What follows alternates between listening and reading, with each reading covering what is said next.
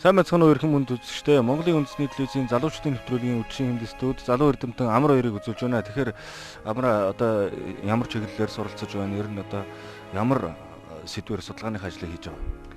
За би Токиогийн хөдөө аж ахуй техник технологийн их сургуульд нарны зайн чиглэлийн судалгаа хийж докторийн одоо 3 дугаар курс суралцж байна. За тэгэхээр өнөөдөр одоо Монгол айлууд маань нарны зан сэргийгдэх эрчим хүчийг бас хэрэглээд ихсэн байгааг үзэгчд маань мэдж байгаа. Тэгэхээр өнөөдөр айлуудаараа бас явж сан сэтгэлийн сонслоо шүү дээ, тийм ээ. Тэгэхээр одоо сэтгэл нь ямар уршиг байх шиг байна. Ер нь одоо энэхүү үйл ажиллагаа хэрэглэгчдэд хэр хүрж байгаа шүү. Нарны цахилгаан үүсгүүр, бага уурын нарны цахилгаан үүсгүүр одоо монголчууд нарны зай гэж нэрлэж заасан энэ систем Монголын одоо малчин хүмүүс хэрэгэлдэг боллоо тий. Тэгээд буман нарны гэр гэж төсөл хэрэгжиж эхлээд 30-аад мянгаад айл өрх одоо өнөөдөр Монголын 30-аад мянгаад айл өрх хэрэгэлдэг болсон байна системийг. Тэгээд өнөөдөр бид нэр айл өрхөөр яваад хэрэглэгчид нарны зайн системдээ хэр сэтгэл хангалуун байгаа, ямар асуудалтай байгаа талаар асуусан өрхлөө. Тэгээд ерөнхийдөө хандлага бол их сэтгэл хангалуун байгаа юм байна. Гэхдээ ганц нэг засвар үйлчилгээ, баталгааны талын асуудлууд бол багасаад цаашид хэрэгжүүлэх хэрэгтэй юм бас байгаа гэдгийг анзаарлаа. Тэгэхээр Амар хоёр мөр одоо бас Монгол эх орондоо ирээд тодорхой цаан хоног орчсон амгалаа шүү дээ. Энэ эх ороноос ер нь хэр ирч хүч авбаа, бас хэр эрчим авбаа. Тэгэл яг одоо нарны ичээс хүлээд ирч хүч их авж байна. Японд одоо борооны улиралтай чиглэг байгаа. Тэрэндээ хайрцангуугаар одоо Монголдо ирээд хуурай сайхан гарт гараад эсчнэрийг авч байна. За Амар хоёр маань одоо Японы улсын нийслэл Токиод очоод илүү их хийх вэ. Тэгэхээр залуучдын нэвтрүүлгийн үдшийн студ залуу эрдэмтэн Амар хоёрынхаа Японы улсын бас ажил амьдралаас нь сурвалжлан та бүхэндээ үзүүлэх болно.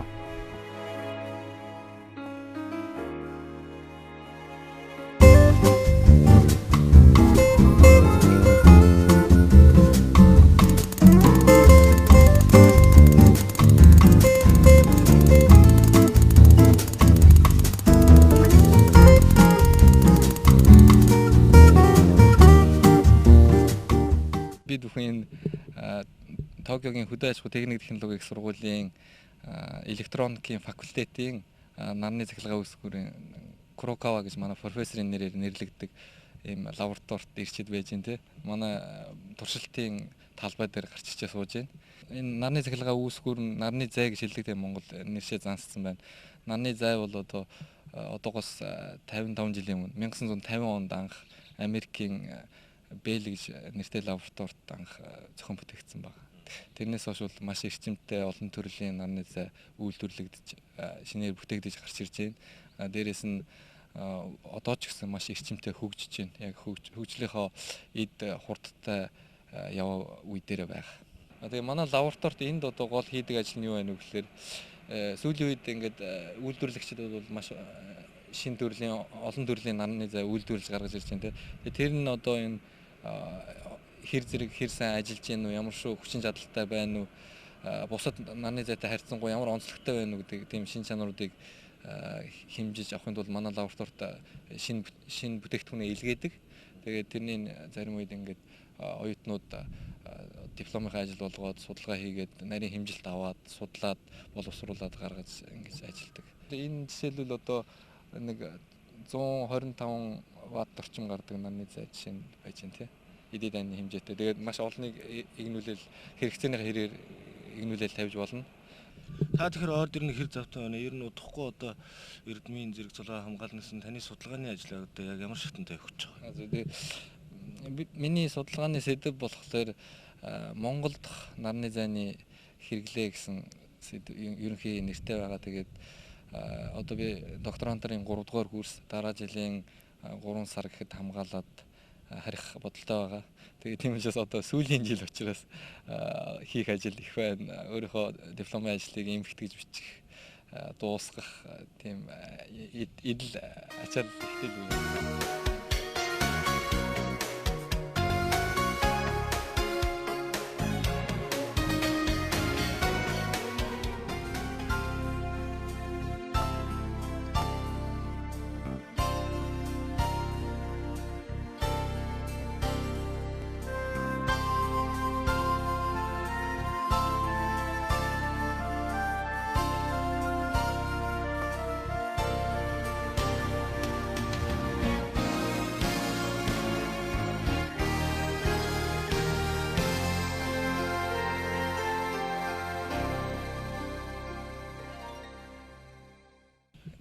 нарны их усүрийн одоо энэ технологи маань ер нь одоо байгаль экологт мэдээж хортой юм баг байдаг байхаа тийм ээ. Нарны зай одоо одоогийн байдлаар хамгийн байгаль орчинд хор хорвоглолгүй технологийн тоонд орж байна. Яхаа аргагүй. Яагаад тийм байна вэ гэхээр сэргээгт хэрчим хүч гэж нэрлэгдэж байгаа. Энэ яадаг вэ гэхээр одоо байгалийн эргэлтийн энергийг ашиглаж байгаа байхгүй тийм. Нарнаас тусч байгаа энергийг шууд цахилгаан болгож гаргаж байна. Гэрлийг цахилгаан болгож хувиргаж байгаа. Тэгээд энэ хувиргалтын өөрийнх нь хэлбэр нь их онцлогтой. Жишээлбэл мотор байлаа гэхэд чинь бензин шатаан тэгээд дуу шугаан гарна мотор эргэлтэн маш олон процесс явагдаад эцсийн үр дүнд нь цахилгаан гарч ирж байгаа байхгүй тий. Тэгэхэд одоо нарны зайн систем чи өөрөө нар тусгаад авангууд шууд цахилгаан эрчим хүч гардаг ийм фото эффектийн үзэгдлийг шууд хэрэгжилж байгаа байхгүй. Тийм учраас чимээ шугаан байхгүй ийм механик илэгдэл хорогдол гэж шууд гарахгүй тий. Ийм олон давуу талууд бол байгаа. Дээрээс нь Монголын хэрэгцээний тухай дэлгэрүүлээд ярих юм бол Монгол одоо 3 төрлийн хэрэглээ байж болж байгаа байхгүй. Хөдөө орондог малцтай зориулсан бага уурны нарны цахилгаан үсгүүрийн ингээд одоо ерөөсөө энэний талтай эндээс бол нэг 55-аас 70 ваттын чадал гарна. Тэрүүгээр бол одоо зурагт өдөртөө 3-4 цаг үдэж болно. 2-3 чийдэн оройдоо 2-3 цаг асааж болно. Наад захын цахилгааны хэрэглээг гарах бүрэн бололцоотой байгаа байхгүй. Монголд яаж хөгжиж байгаа талаар бид нэр яаж дэлгэрч хэрэгжилж байгаа талаар очиж цуг харцгаасан ингээд бага уурын нарны зай бол Монголд маш сайн нэвтэрч байна. 100 мянган нарны зайны төслийн ачаар сайн явж байна. Гэхдээ бас тэрийг засвар үйлчилгээний сүлжээ үүсгэх гэх мэт дараагийн одоо хийх шаардлагатай ажлууд байгаа гэдгийг тойроод явж байхад бол анзаарэгдэжсэн. Дараагийн төвшингийн асуудал нь дунд оврын нарны зай гэж байна. Энэ болохоор Өмнө говийн ноён суманд туршилт хийгдэж байгаа ийм дизель станцтай хавсарч ажилладаг хайбрид гэж нэрлэдэг хавсарч ажилладаг ийм нарны зайн системийн туршилт Монголд хийгдэж байгаа. Тэр нь болохоор одоо та нар зургийг харсан баг тийм нэлээд их том хэмжээтэй нарны зай байна. Энэ дээр бол одоо Монголын нөхцөл бас л дизелтэй хавсраад ирээдүйдээ хэрэглэх боломжтой тийм. Ирээдүйдээ одоо энэ бензин тос дизель гэж юм чинь тийм 50 жилийн дараа 70-60 жилийн дараа бол байхгүй болно гэж хэлэгдэж байгаа шүү дээ. Ирээдүйдээ бид нэр эрчим хүч энергийнхаа хэрэглээг хаанаас дэлхийн техникийн хүндрэлт нь хаанаас олж авах уу гэдгээ одоо бүгд бодож байгаа байхгүй. Тийм учраас одоогоор хэдийгээр нарны зай одоо үн өртөг өндөртэй байгаа ч гэсэн тийм судалгаанд хөрөнгө хүч хаяад айл болох хямдаар үйлдвэрлэх боломж ашигт үлийн коэффициентийн өсөх боломжийг ингэж хайж судалгаа маш эрчимтэй явагдаж байна л да.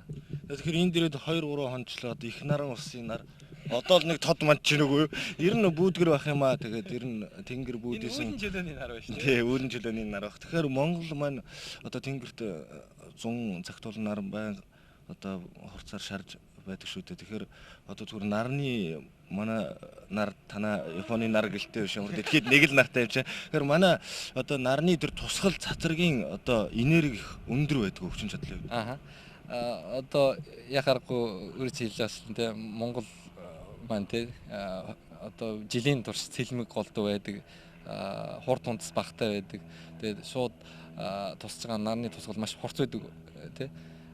Тийм учраас Японд харьцсангуй ерөөсөө бидний авсан судалгаагаар бол сайн шандад авж байгаа судалгаагаар бол шууд хамгийн Улаанбаатарт биш Японд хамгийн их нартай газрын одоо тооцогдох Саппоро хоттой харьцуулахад л 1.5 дахин нарны эрчим хүч нь их байгаа. Шууд их байгаа.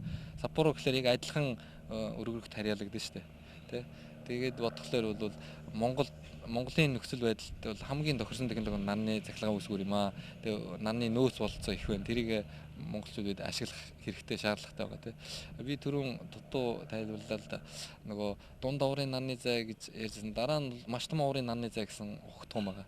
Энэ нь болохоор ирээдүйдээ одоо газрын тос ингээд хүндрэлтэн хэрэглээ дууссаны дараа олдохгүй ховор болцсны дараа тийм дэлхийн өнцөг буландах элсэн цөлүүд дээр тийм маш том уурын нарны зай гэж байгууламжуудыг маш олноор нь бариад атомын цахилгаан станцтай дүүцхүүцтэй энерги эрчим хүч гаргадаг тийм нарны цахилгаан үүсгүүрүүдийг тавьж байгаад хооронд нь дэлхийн дахинаараа одоо цахилгааны шугам шүлжээгээр холбоод эсвэл одоо ус төрөгч шууд тэр газар дээр нь үйлдвэрлээд тэгээ тэрийг ингээд өнөөгийн одоо бензин тус газрын тус хэрэгжилж байгаа шиг ус төрөгчийн одоо гол түлш болгож хэрэглэх ийм 90 үе эхэлнэ гэд тэ Германд маш эрчимтэй судалгаа явагдаж байна.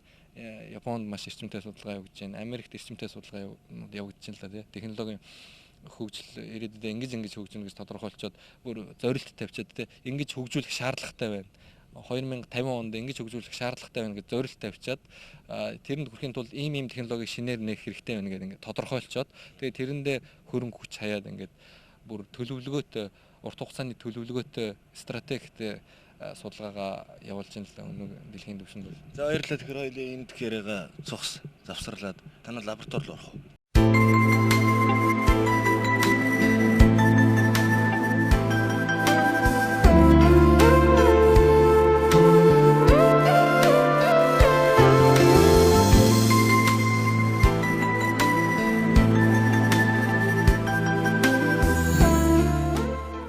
За тэгэхээр бид одоо хөдөө аж ахуй техник технологийн их сургуулийн Курогава лабораторид орж ирсэн байна. Тэгэхээр Амраа огчтойгоо түрүүн цөөхөн хором ярилцаж байхад бас лабораторийн одоо Ахмад профессорын нэрээр энэхүү лаборатори нэрлэгдсэн юм байлээ. Тэгэхээр лабораторийнхаа тухай, самдран зүтгэгчийнхаа тухай, Эрдэмтэн багш нарын тухай товч танилцуулах уу? Би энэ лабораторид Курогава лабораторид орж суралцаад судалгаа хийж эхлээд 5 жил орчим боллоо. Нэлээд удлаа. Тэгээд манай лаборатори бол одоо нарны зайны цахилгаан үүсгүүртэй холбогдох бүх төрлийн судалгаа хийдэг.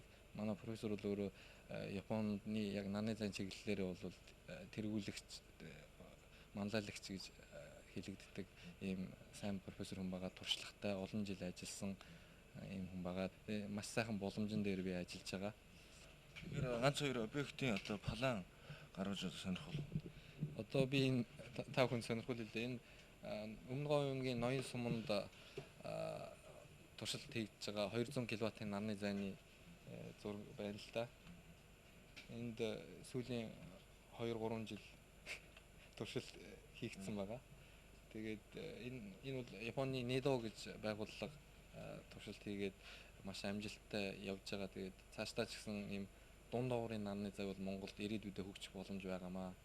Түүнээс гадна энд би судалгааны объект энэ ноён сумыг оруулаад ирээдүйдээ тэ нарны зайн үүсгүүр тавьсан сум орнуудыг хэрхэн яаж хөгжих бололцоо бий гэдэг талаас нь бас судалгаа хийж байгаа л да. Тэр нь болохоор ямар зорилготой вэ гэхээр зөвхөн дунд доогуурын нарны зайгаар зогсохгүй те энэ тухайн орон нутаг үл жишээлбэл маш том уурын нарны зай одоо суйрлуулж тавьчихад тэрүүгээр эрчим хүч үйлдвэрлээд те ирээдүйдээ шүү дээ те ирээдүйдээ эрчим хүч үйлдвэрлээд ойролцоох орон нутаг сум эсвэл одоо алтны орд газрууд руу эрчим хүчээ зардаг те өөрөөр хэлбэл үйлдвэрлэл явуулаад тэрүүгээр орон нутагт орлого олох боломж байгаа. Тэгэхээр түрүү манай найруулагч асуугаад байсан шүү дээ. Яг таны энэ чиглэлээр энэ Монголд одоо хэд орчим хүн ажиллаж энэ судалгаан дээр явж байгаа юм бэ? Нарны зайн чиглэлээр одоо манай лаборатори жишээлбэл их сургуулийн физик электроникийн сургуулийн Бацх багшийн лабораторитой хамтарч ажилладаг. Бид нэр сүүлийн 3-4 жил хамтарч ажиллаж байгаа. Сайн шандад бид нэр туршилтын талбайтай тэндээ автомат хэмжилт авч идэг. Тэнд бол одоо 3-аас 4 оюутан тогтмол мэрэгсэж идэг. Тэгээд их сургуулиуд бол одоо сүүл энэ өнгөрсөн намраас сэргийгдэх эрчим хүчний анги нээсэн байгаа. Тэгээд одоо сургаж байгаа оюутнуудыг сургаж байгаа ирээдүйдээ энэ шинээр гарч байгаа технологийн нарийн мэрэгчлэлтэй хүмүүс шаардлагатай байгаа. Одоогоор бол хүрэлцэхгүй байдалтай байгаа гэж би бодож идэг. Тийм учраас энэ чиглэлээр одоо оюутан залуучуудыг сонирхож суралцаасаа гэж би бодож явж байна. Яагаад гэвэл зөвхөн одоо Монголд энэ сэргийгдэх эрчим хүчээр ажиллах бололцоо байгаагаас гадна гадаадд ч гэсэн гараад ажиллах бололцоо бол хангалттай байж байна.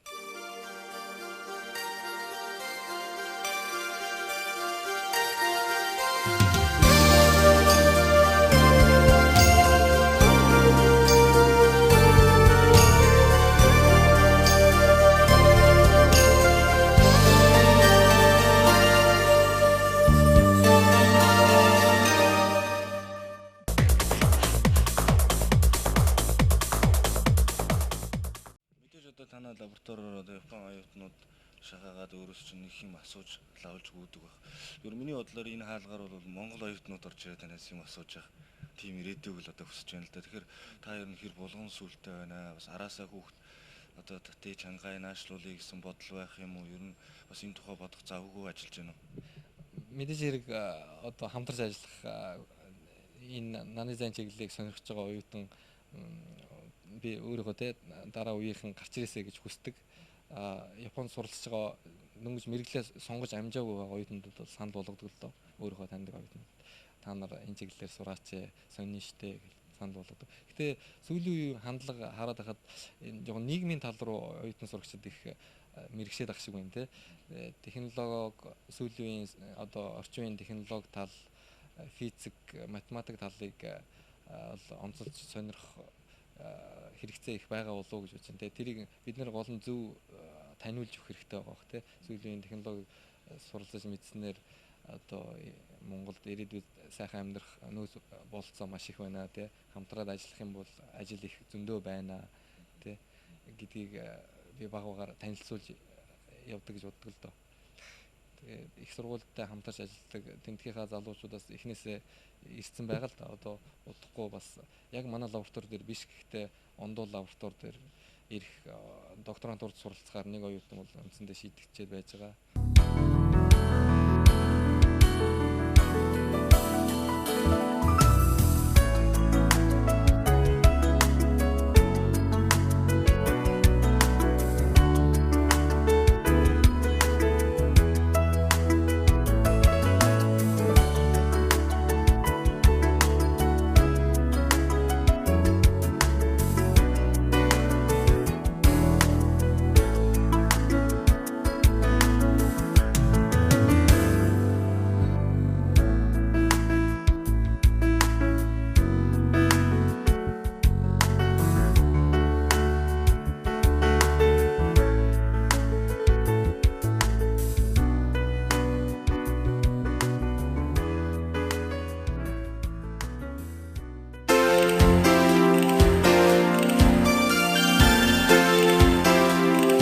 Усын нуул ёсын даг гэж үгдэг те. Би Япон хүмүүст хайртай. Тэгээ ёс заншлыг хүндэтгдэг. Одоо хамгийн сайн зан чанарууд гэх юм бол жишээлбэл одоо Япончуудыг хоорондоо хамтарч ажиллах чадвар маш сайтай байдаг. Монголчууд бол энэ дээр маш сайн суралцаасаа гэж боддог л доо. Би одоо Монголд сурж байхдаа нааша ер нь зүгээр гадаад гараагүй байхдаа бол нэг хахтар их орон гэж их бодогддгүй байсан л да. Одоо өөрийнхөө хувийн болоод эргэн тойрныхоо л асуудалтай ингээд зууралдаад байдаг. Ингээ гадаадд гараад сураад ажиллаад байж идэл ингээд те Монгол их орон минь гэдэг ингээд газрын зураг Монголын газрын зураг ерөөсө толгойд харагдаж идэг байхгүй. Тэгэхээр илүү Монголд байснаас илүү гадагшаа гараад суралцаад ажиллаж хөдөлмөрлөхийн явцад ямар нэгэн байдлаар бол тэгээ Монгол болж байгаа үйл явдлыг соргоогоор мэдрээд тэгээ болохгүй байгаа юм олж хараад амжилттай байгаа юм бас мэдрээ сонсоод ийм байх хэрэгтэй байна даа гэх тэ бас санаа зовдөг ч юм уу өөрөө ингээд болж бүтээд явхлаар хажуугаар нь бас улс их орондоо хэрэгтэй юм хийчихсэн гэдэг ингээд хичээгээд байх шиг санагддаг юм да надад. Өшөө одоо сайн хөгжихийн тулд Монголд одоо миний харж байгаагаар бол ер нь өнөөгийн нийгмийн байдал бол шөмжлөх зүйл маш их байна. Тэгэхээр бүгдийг хэлж барахгүй л дээ. Бас сайн талч гэсэн зөндөө байгаа те. Эрчимтэй сайн хөгжиж байна. Хамгийн болохгүй байгаа юм бол одоо энэ нэг сүүлийн юу байна л да. Авилгалын асуудал байна те. Хоорондоо ингээд танил тал нутаг ус юугаар ингээд хоорондоо хилгэлтдсэн. Тэгээд нийгмээ хөгжүүлж чадахгүй болсон. Өөрөөсөө гаднаас бэлнээр ингээд тусламж авах гээд байдаг. Өөрөөсөө баялаг үйлдвэрлэн гэдэг тал дээр ерөөсөө сайн бодохгүй ажиллахгүй байна те. Тэгэхээр энэ байдлаасаа ерөөсөө гарах хэрэгтэй те. Шинэлэг байдлаар одоо ялангуяа сүүлийн гадаадд суралцж байгаа залуучууд одоо харж ирээд тэгээ гадаадд сурсан олж авсан мэдлэг боловсруулалтаа ашиглаад те хоорондоо хамтарч ажилладаг тэр чадварыг ашиглаад чадвараа бүрэн гүйцэд гаргаад те багаар одоо ажлууд ийм амжилтанд хүрдэг юм а гэдгийг бодит байдал дээр үзүүлээд тийм шудраг те шударгаар ажиллаж хөдөлмөрж байгаа л хүн баяжж идэг ийм орчин бүрдүүлэх шаардлагатай байна. энэ төлөө бол ажиллая гэж бодож байна. Илүү дутуу ярих дургүй их үүсэд тэмүүлж хийж бүтээж яваа залуу эрдэмтэн андаасаа бид жинхэнэ эх оронч байхын үлгэр жишээг олж харсан юм. Амраа маань бусдаас суралцсан бүхнээ ашиглан буман гэрлийг Монголд амтгүйх их үүсийг эхлүүлж Японд амьдарч буй монголчуудын дунд интернет сүлжээг 1997 оноос хойш тогтмол ажиллуулж оюутнуудын эмоц клубыг тэргүүлэн нэгдэн нэгтрах талын олон нийтийн үйл ажиллагааг зохион байгуулсаар ирсэн юм. Тэрээр Монголын хөгжилд шинжлэх ухаанч бодлого, шудраг эсийг эрхэмлсэн хүмүүсийн хамтын ажиллагаа чухлаа хэмээн тодорхойлж байна. Амар хоёрын хийх ажил дахиад л нэгээр нэмэгдэх нэ. Монголын одоо шилдэг бүтээгдэхүүн нэг та бас амсаж үзлээ. Эх орон амтгч чинь өө ер. Их амттай байлаа. Амтагдж байна. Би ер нь хараад аль болох зүгээр гадны бүтээгдэхүүн гэхээс илүү бас дотоодын бүтээгдэхүүн авч хэрэгэлдэг л дээ. Ер нь тэр чинь Монголд бүгдээрээ юу яриа байдаг штэ. Солонгос хүмүүс бол хаа газар очичоод юм авахтаа харж байгаа заавал ч солонгос бүтээгдэхүүн авдаг байгаа байхгүй. Сайн ч муу ч чанарыг бодохгүй тэр бол аваад хэрэгэлдэг. Ойролцоол бол тий. Тэр чин цаагаараа тухайн одоо үйлдвэрлэгч тухайн компани тэгээд эх орноо хөгжүүлэхэд оруулж байгаа хувь нэмэр болж чадцгаа гэж боддог байхгүй.